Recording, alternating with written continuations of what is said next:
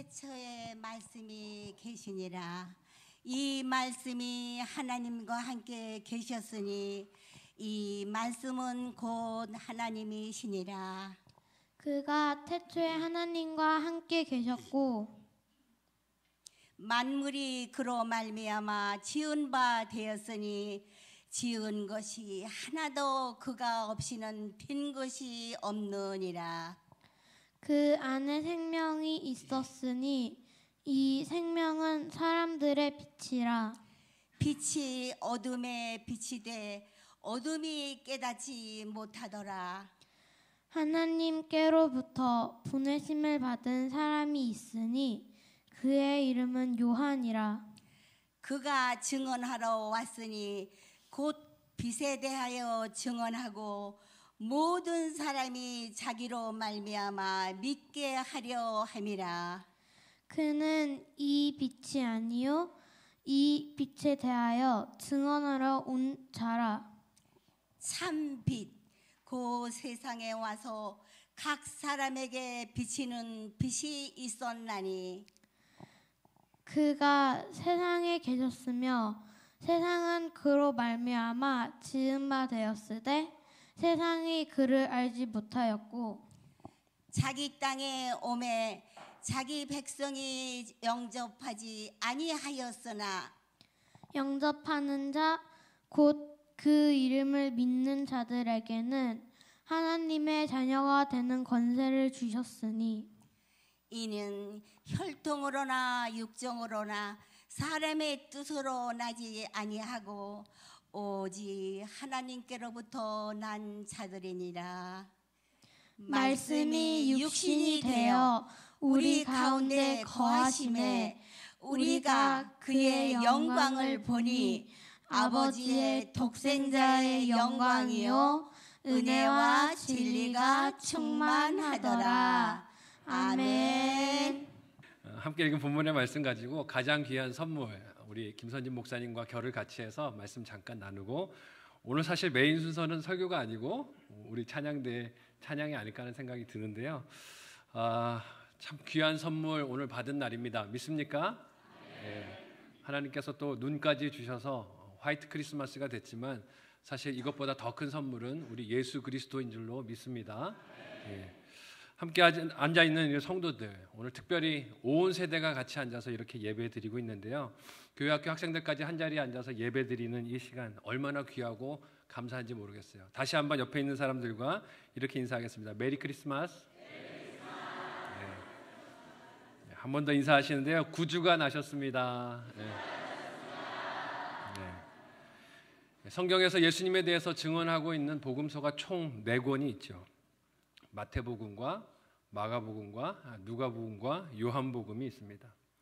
이 땅에 오신 예수님에 대해서 각각의 관점으로 증거를 하는데 그 중에서 마태, 마가, 누가는 관점이 비슷하다 해서 공관복음이라고 불립니다. 반면에 요한복음은 그렇지 않아요. 공관복음은 예수님의 이야기를 모두 예수님께서 성육신에서 오신 땅의 이야기로 시작을 합니다. 대림절 첫 번째 주에 우리 원로 목사님께서 설교해 주셨던 마태복음은 예수님의 계보 이야기로 출발을 하죠. 마가복음은 어떻습니까? 세례 요한의 사역부터 예수님의 이야기가 소개됩니다. 누가복음은 세례 요한이 출생 이야기가 복음을 증거하는 첫 소재가 되고 있어요. 예수님께서 사람의 몸을 입고 이 땅에 태어나셔서 어떻게 사역하셨는가 하는 것을 사람의 시각으로 땅의 시각으로 보면서 복음을 소개하는 공통점이 공관복음서들에 있습니다.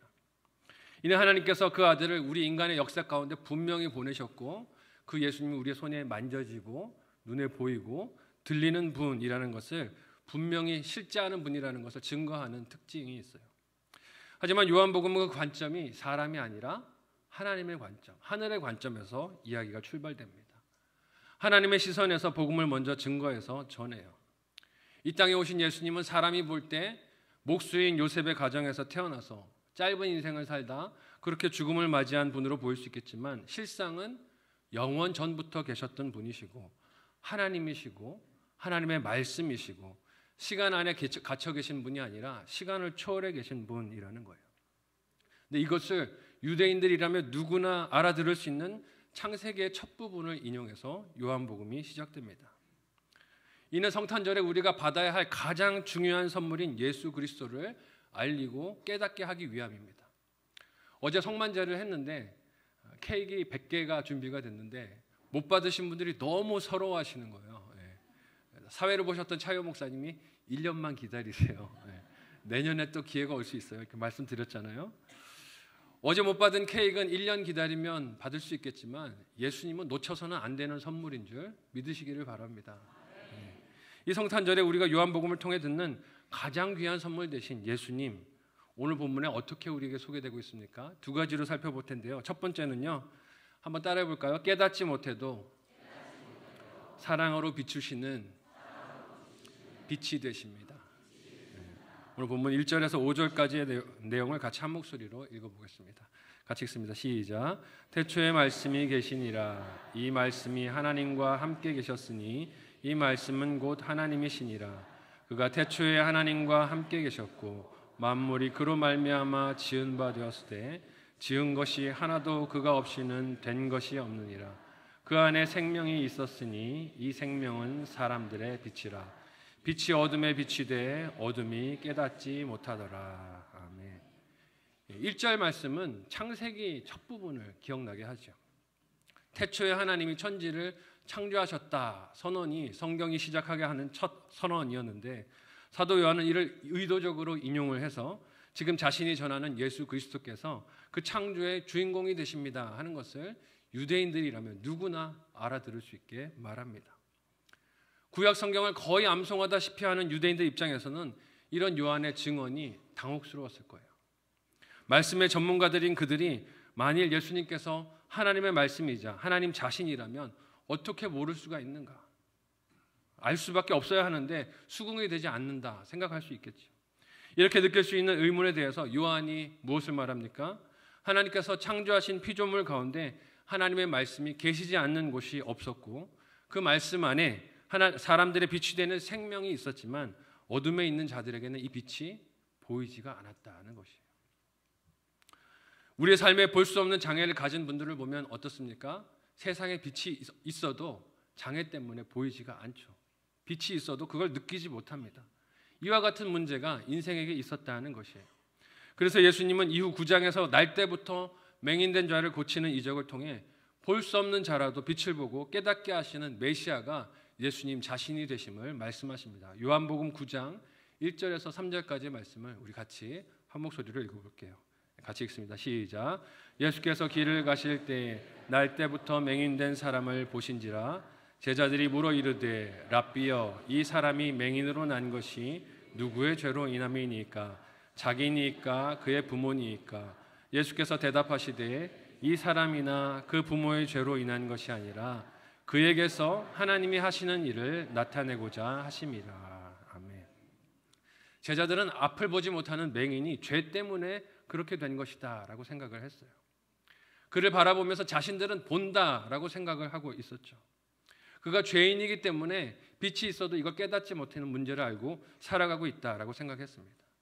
하지만 주님이 뭐라고 말씀하셨습니까? 그 생각을 부정하시면서 지금 하나님이 하시는 일을 나타내시려고 이 일을 너에게 보여주시는 거다 말씀하십니다. 그 나타낼 일이 무엇이겠습니까? 예수님께서 스스로 어두운 것을 깨닫지 못하는 어둠의 문제, 즉 죄의 문제들을 고치시고 빛을 보게 하실 메시아가 되심을 드러내시려고 지금 그를 그 앞에 세우시고 제자들 앞에서 고쳐주신다는 것이에요. 여러분, 우리 인간은 상대방이 들을 능력이 없다고 판단이 되거나 들을 귀가 없다라고 생각되면 어떻게 합니까? 대개 포기하고 입을 닫아버립니다. 말해도 못 알아듣네. 말해도 내 말이 무슨 의미인지 모르네. 말하지 말자 하고 입을 닫아버리죠. 무시하고 내 사랑을, 내 배려를 받을 가치가 없다라고 여기고 더 이상 다가서려고 하지 않을 때가 많습니다. 그러나 오늘 본문에서 사도 요한이 증거한 빛이 되신 예수님은 어떻습니까? 깨닫지 못해도 사랑으로 비추신다는 거예요. 깨닫지 못해도 그 마음을 두드리시며 찾아오시는 분이라는 것입니다. 어떻게 그 마음을 찾아오시고 두드리셨다라고 오늘 본문이 이야기합니까? 함께 6절에서 8절까지의 내용을 한 목소리로 읽어볼게요. 같이 읽습니다. 시작. 하나님께로부터 보내심을 받은 사람이 있으니 그의 이름은 요한이라. 그가 증거하러 왔으니 곧 빛에 대하여 증언하고 모든 사람이 자기로 말미암아 믿게 하려 함이라. 그는 이 빛이 아니요 이 빛에 대하여 증언하러 온 자라. 아멘. 빛을 깨달아 알 수 없는 죄인임에도 불구하고 포기하지 않고 찾아오신 예수님은 이 빛에 대해서 알게 하시려고 세례 요한을 증언하는 증인으로 보내시고 그를 통해서 자신을 나타내셨다라고 말하고 있습니다. 요한은 예수님보다 6개월 먼저 태어난 마지막 선지자로 선포한 말씀이 무엇이었습니까? 회개하라, 천국이 가까이 왔느니라. 너희가 어둠 가운데 거하고 있다. 이 빛이 오시고 계시는데 너희가 이것을 깨닫고 예수님 앞에 나오라 라고 그 회개의 메시지를 선포했어요. 빛 대신 예수님 그리스도를 알기 위해서 반드시 내가 회개해야 할 죄인이며 어둠 속에 있었던 것을 깨달아야 하기 때문에 하나님께서 그에게 맡기신 역할이었습니다. 여기서 우리가 어떤 하나님의 사랑을 발견합니까? 한번 따라해 볼까요? 포기하지 않는 사랑. 포기하지 않으세요. 자기 사랑을 볼 수도 없고 깨닫지도 못하는 무능한 죄인을 결코 포기하지 않으시고 찾아와 주시는 사랑을 만납니다. 그렇게 오셔서 깨달을 수 있는 방법과 길로 자신을 보여주시며 증거하시는 하나님의 사랑을 만나요. 또한 함께 해주시는 임마누엘의 사랑을 만납니다. 이런 하나님의 사랑이 오늘 성탄절을 맞은 저와 여러분에게 함께 하시는 줄 믿으시기를 예수님의 이름으로 축복합니다. 너무 힘겹고 어려운 고난 중에 있어서 이 하나님의 사랑이 느껴지지 않는 성도들도 계실 것입니다. 올 한 해 내 삶을 돌아보면 하나님이 정말 나를 사랑하셨는지 느껴지지가 않고 믿음이 생기지 않고 마음에 분노가 쌓이는 원망이 쌓이는 분들도 있을 수가 있어요. 특별히 코로나 시기를 지나고 경제적으로 힘든 시기를 보내면서 삶의 현장이 어두움으로 가득한 것 같아서 예수님의 복음이 전혀 내 현실과는 상관이 없는 소식으로 그렇게 느껴지는 분들도 있을 것입니다. 그러나 여러분, 내가 깨닫지 못해도 주님은 늘 그 빛을 비추십니다. 때로는 세례 요한과 같은 이들을 보내시며 늘 나를 비추시는 그 빛이 계심을 하나님께서 사람을 통해서, 사랑을 통해서, 또 주의 말씀을 통해서 듣게 하시고 믿게 하시는 사랑의 초대를 지속해 보내십니다. 내가 당장 깨닫지 못해도 포기하지 않고 나를 빛으로 부르시고 초대하시고 깨닫기를 기다리시는 주님, 늘 나와 함께 하시는 임마누엘의 예수님을 이 성탄절에 만나고 기뻐하실 수 있기를 예수님의 이름으로 축복합니다. 마지막 두 번째로요, 영접하는 자에게는 자녀의 권세를 주신다고 하십니다. 한번 따라해 볼까요? 영접하는 자에게 자녀의 권세를 주십니다. 믿으시기를 바랍니다. 영접하면 자녀 되는 권세를 주세요. 이렇게 증인을 보내주시고 포기하지 않으시며 빛을 비추어 주셔도 모든 사람들이 다 이 빛을 바라보고 영접하지는 않았다라고 말씀이 기록합니다. 함께 오늘 본문 9절에서 11절까지의 내용을 한 목소리로 읽겠습니다. 같이 읽습니다. 시작. 참빛 곧 세상에 와서 각 사람에게 비추는 빛이 있었나니 그가 세상에 계셨으며 세상은 그로 말미암아 지은 바 되었으되 세상은 그를 알지 못하였고 자기 땅에 오매 자기 백성이 영접하지 아니하였으나. 아멘. 하나님께서 아무리 포기하지 않고 빛을 비추셔도, 빛에 대하여 증언하는 요한과 같은 이들을 보내셔도 여전히 어둠 속에 머물러 있는 자들이 있었다는 것입니다. 근데 여러분, 이것은 과거 완료형이 아니라 현재 진행형입니다. 아무리 하나님께서 직접 창조하신 세상이고 그 피조물 중에 하나인 것이 사람이지만 빛을 비춰주시는 예수님의 사랑을 거부하는 완고한 마음이 아직도 있다는 것이에요. 옛날도 있고 지금도 있고 앞으로도 그런 인생들이 있습니다. 심지어 그 완고한 마음은 왕으로 자기 땅에 오신 예수님, 그 예수님을 영접하지 않는 이스라엘 백성들도 포함이 되었다라고 하고 있어요. 자신이 스스로 인생의 주인이고 왕이 되어 있으니 죄인된 자신의 형편을 말씀에 빛이 비추어 주셔도 나는 문제 없습니다. 나는 죄인 아닙니다. 나는 그런 왕 필요하지 않습니다 하고 거부하는 인생들이 있다는 것이죠. 하지만 이렇게 고집을 부리고 마음을 닫아 걸어도 하나님께서 강제로 그 마음문을 억지로 열지는 않으십니다. 하나님을 믿고 영접하는 것은 내가 마음문을 열고 찾아오시려는 그 주님께 내 마음을 열어드리는 자원하는 길밖에 없다는 것이에요. 결단하고 내 마음을 주님 앞에 열어드려야 하는 것입니다. 여러분, 말씀을 듣는 것도 마찬가지입니다. 누가 내 마음을 강제로 열어서 듣게 할 수 없습니다. 내가 어떤 상황에서도 찾아오실 하나님을 갈망하면서 내 마음을 준비하고 그 문을 열어야 들려주시는 하나님의 음성을 들을 수 있는 것입니다. 이렇게 영접하지 않는 자들도 있지만 영접하는 자들에게 주시는 약속이 무엇입니까? 함께 12절에서 13절 말씀을 한 목소리로 읽겠습니다. 같이 읽습니다. 시작.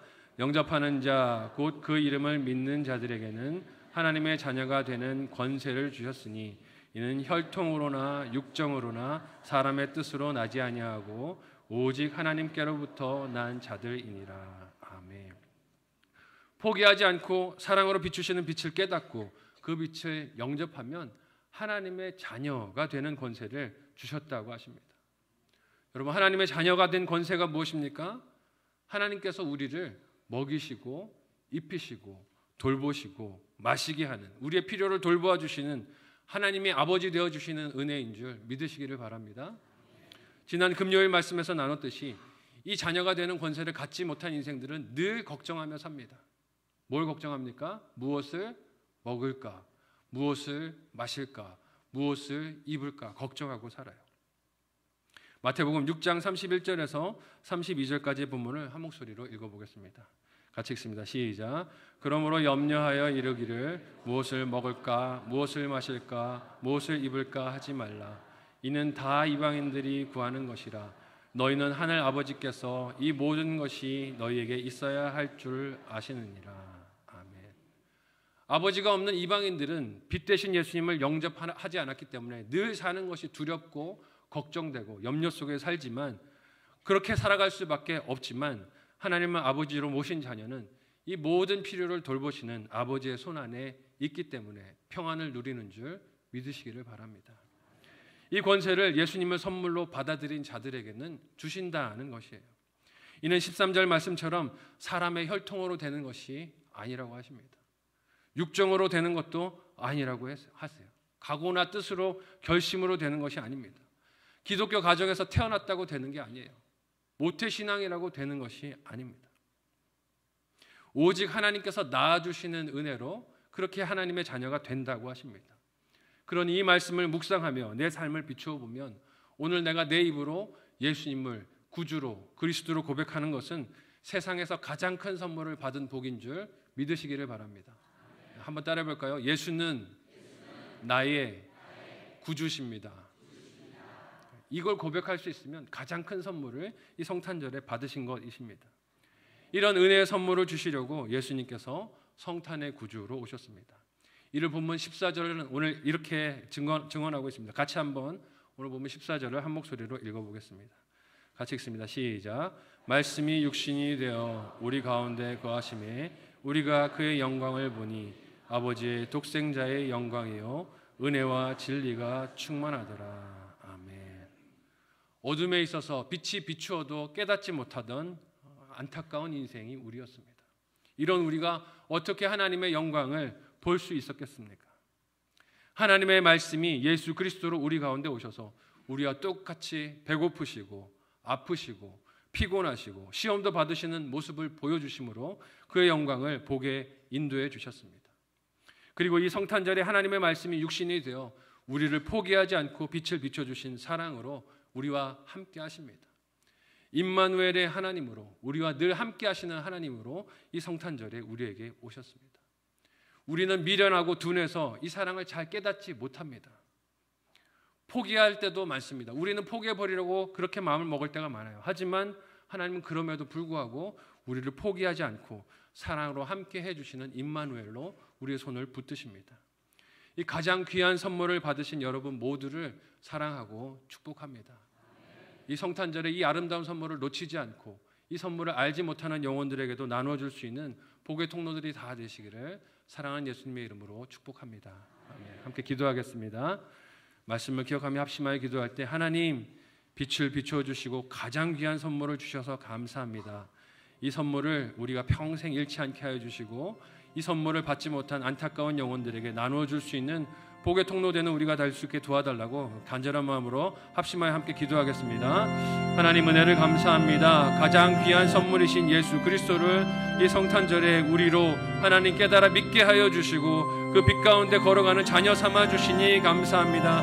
하나님 은혜를 베풀어 주셔서 우리가 이 기쁨을 잃어버리지 않게 하여 주시고 이 가장 귀한 선물을 알지 못하고 받지 못한 안타까운 영혼들에게 복음을 전하는 우리의 삶이 되도록 도와주시옵소서. 이 귀한 선물이 하나님 우리의 주변의 이웃들에게 가족들에게 전해지기를 원합니다. 내 안에 계신 주님 되신 예수 그리스도가 전하여지는 귀한 일에 우리의 삶이 복의 통로로 쓰임받게 하여 주시고 이 성탄절이 이 귀한 예수 그리스도를 선물로 받고 나누는 은혜의 계절과 시간이 될 수 있도록 주여 도와주시옵소서. 감사하며 예수님의 이름으로 기도하옵나이다. 하나님 은혜를 감사합니다. 가장 귀한 선물을 우리에게 보내주셨습니다. 이 성탄절 나의 가장 귀한 선물 되신 예수 그리스도를 주셨으니 세상 그 무엇보다 기뻐하고 감사하며 이 선물을 받지 못한 안타까운 영혼들에게 나누어 줄 수 있는 우리가 되도록 인도하여 주시옵소서. 이 일에 우리의 삶과 시간과 물질 드리는 것이 기쁨 되기를 원합니다. 또 우리 다음 세대들에게도 이 귀한 선물이 대대로 이어져 가기를 원합니다. 오늘 예배하는 모든 영혼들에게 이 복이 넘치게 하여 주시고 우리가 복의 통로로 이 사명 감당하게 도와주옵소서. 감사하며 예수님의 이름으로 기도하옵나이다. 아멘.